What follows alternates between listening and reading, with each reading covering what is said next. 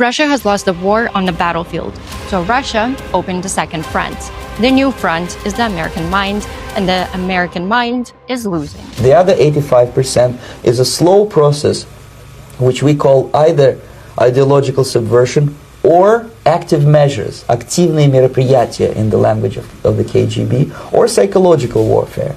What it basically means is to change the perception of reality of every American to such an extent that despite of the abundance of information, no one is able to come to sensible conclusions in the interests of defending themselves, their families, their community, and their country.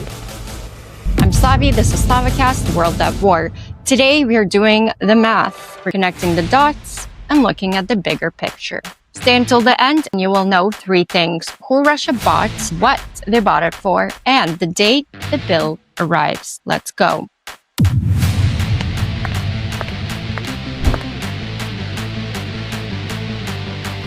Before we start, quick quiz. Pick one. Which country do the people of the world now see as a bigger threat than Russia? A. China, B. Iran, C. the United States, D. North Korea. Guys, the answer is going to make you really uncomfortable, and I'll give it to you at the end of the show. Keep watching. Russia wanting to divide America is old news. Russia has been doing it for 27 years. Foundations of Geopolitics was published in 1997. It is taught at the Russian General Staff Academy. It calls for the destruction of NATO, the partition of Ukraine, and the breakup of the European Union. What is new is that the American government is now working alongside Moscow. Alongside Moscow? Yeah. To deliver Russia's goals, not as a puppet, as a partner. And the record is clear. In February 2025, the United States voted with Russia, North Korea, and Belarus against the UN resolution condemning the invasion of Ukraine. What a great company. In March 2025, Trump cut off military aid and intelligence sharing to Kyiv. For 10 months, the Republican administration refused to implement new sanctions on Russia. In fact, Trump is lifting sanctions on Russia. In fact, Trump is helping Russia make its money so it can continue its war killing Ukrainians. Let's talk about the EU. Elon Musk endorsed the AfD, Germany's far-right party, really extremely far-right, and told Germans to vote for it. Oh yeah, J.D. Vance met the same AfD leader in Munich and instructed European governments to bring their far-right into their coalitions. Trump and Vance endorsed Viktor Orban when he was up for re-election. 20 years.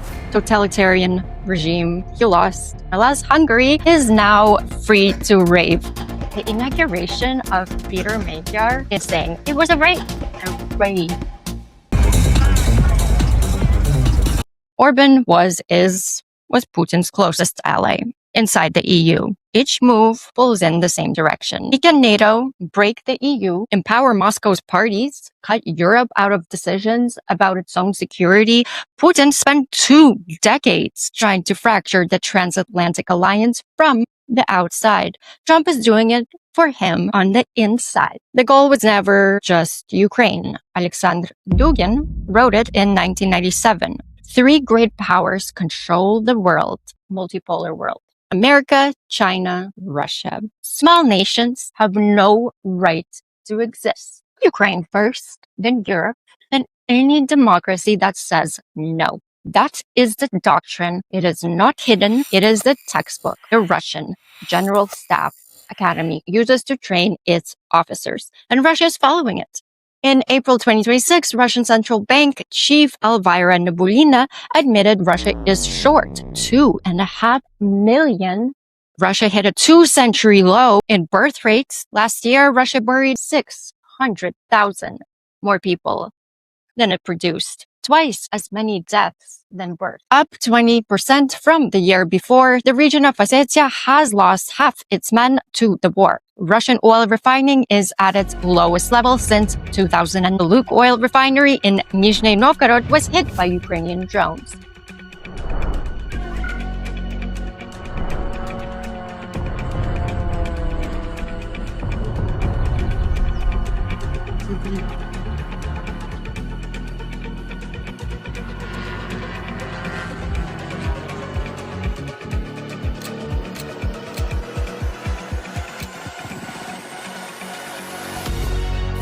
Ukraine. On May 17th, 500 Ukrainian drones struck Moscow, the largest strike on the Russian capital since the Second World War. Some of the drones carried the words, "Moscow never sleeps." If you know, you know. Russia's Shadow Fleet, the secret tankers Russia uses to dodge sanctions, is being intercepted.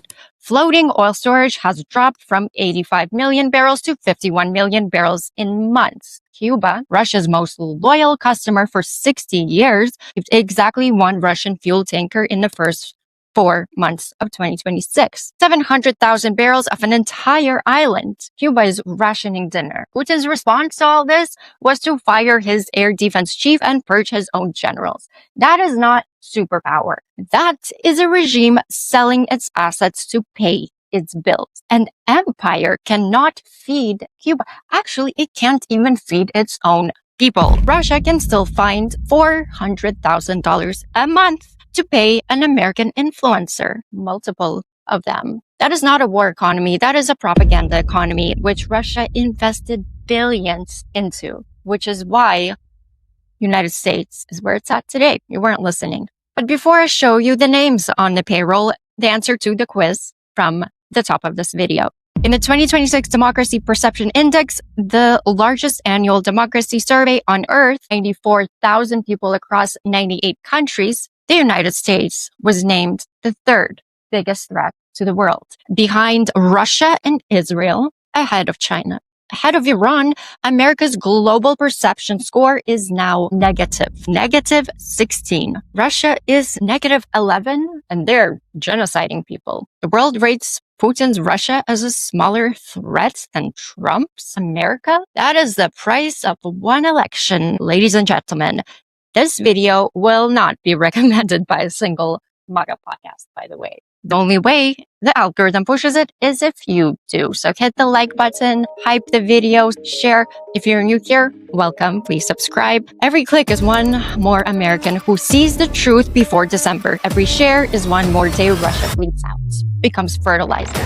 We do the prosecution nobody else will do every week until the war ends the way it has to end. Also join us every Saturday for a live stream at 12:30 PST every Saturday. Let's get back to the show.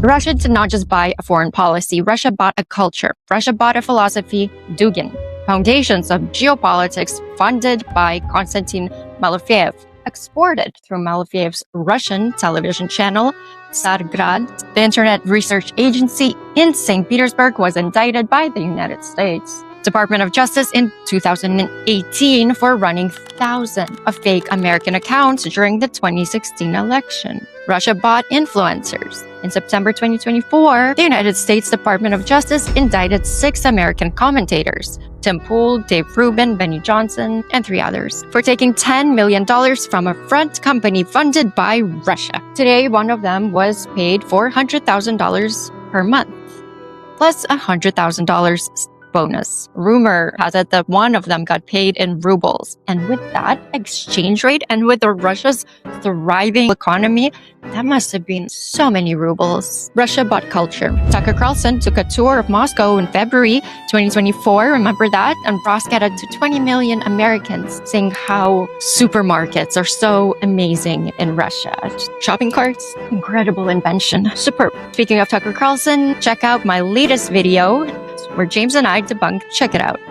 Jordan Peterson published and pushed Lavrov talking points in English to the West. Tate built a manosphere empire on the philosophy that women should be obedient and men should be strong, which is the Dugin Doctrine in gym clothes. Russia bought a president. Donald Trump ran his 2024 campaign on 3 promises: end the war in Ukraine, 24 hours, no new wars, and America first. In office, he did the exact opposite. He stopped American weapons going to Ukraine, but he could not end the war because Putin does not want to end the war. He started a war with Iran instead. He aligned American foreign policy with Russian foreign policy on every major vote in the United Nations. America first became America last, or Russia first, China first, America last. You get the drift. A Russian soldier in Ukraine earns $2,000 a month to die in a trench and become fertilizer. An American influencer earned $400,000 a month to tell American men that the trench is traditional values. That is the math of a genocide written in 2 paychecks. Russia could not have asked for a better American president, and America could not have asked for a worse one. There's one man Russia could not buy. In February 2022, the American government offered him a flight out of his own capital. He said 5 words: I need ammunition, not a ride. He stayed. He stood on the steps of his presidential building with 5 other men and phone, and he made 1 selfie. We are all here. 6 words ended 30 years of Russian propaganda in a single night. He's a comedian. The man selling MAGA, the strongman fantasy, call him weak because he wears a t-shirt. I know people of draft age in Ukraine. They do not ask if they will serve, by the way. You know what they ask? Which unit?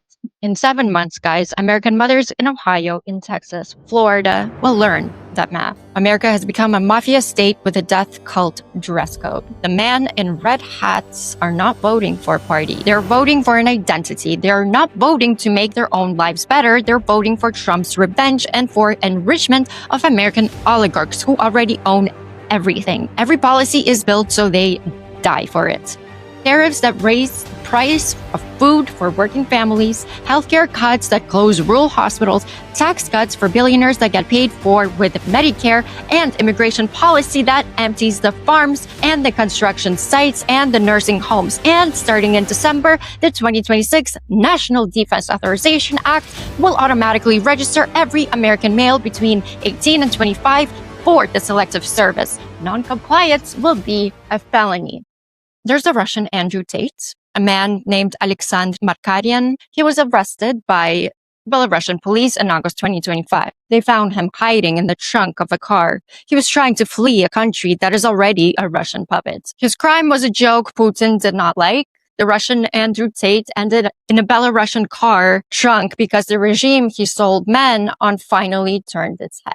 That is what the strongman cult always becomes. First, it eats the country. Then it eats its own celebrities. The American influencers on the Russian payroll will not be the exception. They will be receipts. Russia is running out of men. America is automatically drafting men. The same propaganda machine is paying men to sell the same war, and the American president is the machine's best customer. That is not an accident. This is a doctrine written in 1997, funded for 27 years, and delivered in 2025 by a man wearing an American flag pin. Guys, the midterm elections are in November. November is the last off-ramp. If American voters do nothing in November, December will do it for them. Trump promised no new wars and started one. He promised to end the war in Ukraine and could not. He promised America first and delivered Russia first, China first, Israel first. MAGA wanted a strong man. MAGA fucked around. MAGA found out. The free man does not need a strong man. The free man is one. If the draft starts in December, who do you trust to decide which wars your sons fight in? A, Donald Trump, B, the Pentagon, C, the Congress, and D, nobody. 2/3 of Americans already told Pew Research the answer is not A. The question is whether the other third is paying attention. Everyone who has been here through the hard videos, thank you so much. You are the reason this channel still exists. I'm Slavie. This is SlavaCast World at War. A few ways to support us: like and subscribe, hype, comment, join the support. There's a Buy Me a Coffee link below. My friend James, he's a drone specialist. Support him. His link is in the show notes below. Every dollar buys another drone that hits another refinery faster and harder. 3 things. Russia has been telling the world the same lie for 5 years. Ukraine is not fighting for Ukraine. Ukraine is fighting for the idea America used to fight for. The idea that small nations have the right to exist. The idea that free people can stop a tyrant. The idea that bravery is the price of freedom. Ronald Reagan said it 1984. Ours is the land of free because it is the home of the brave. He was right. He was also wrong. Ukraine is now the home of the brave. The world handed it to Ukraine. When they let Russia invade, there's still millions of you. There's still 7 months until November. You still have a voice. Let me tell you something. The bravery did not die in our country. It is just being loud elsewhere right now.